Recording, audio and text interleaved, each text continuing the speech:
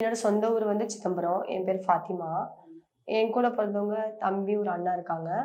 நான் ஃபர்ஸ்ட்டு எங்க வீட்ல மேரேஜ் பண்ணி வச்சாங்க. நான் முஸ்லீம் பொண்ணு. கல்யாணம் பண்ணி வச்சாங்க. அங்க எனக்கு அவரோட செட் ஆகல. தலாக் குடுத்துட்டு, நான் வந்து டிவோர்ஸ் முடிச்சுட்டு எங்க வீட்டுக்கு வந்துட்டேன்.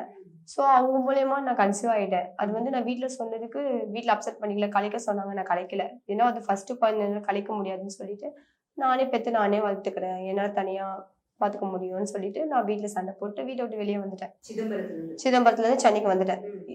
யாரோட சப்போர்ட்டும் இல்ல. நான் பாட்டுக்கு வீட்ட விட்டு ஏதோ ஏறி உட்கார்ந்த பஸ்ல, அது வந்து இறக்கி விட்டுருச்சு கோயம்பேடுல. அங்க தான் ஒரு 2 நாள் அங்க தான் நான் படுத்து கிடந்தேன். 2 நாள் கோயம்பேடுலயே 2 நாள் படுத்திருந்தேன். அது 2014ல வந்தேன்.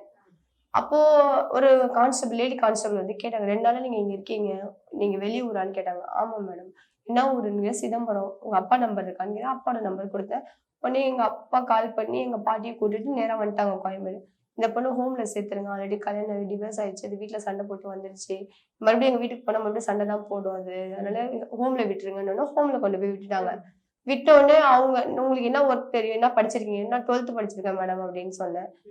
என்ன குரூப் படிச்சீங்க? அக்கவுண்ட்ஸ் குரூப் படிச்சேன் மேடம் அப்படின்னு சொன்னேன். வேற ஏதாவது கத்துருக்கீங்களா? பியூட்டிஷியன் 3 மந்த் போயிருக்கேன் அப்படின்னு சொன்னேன்.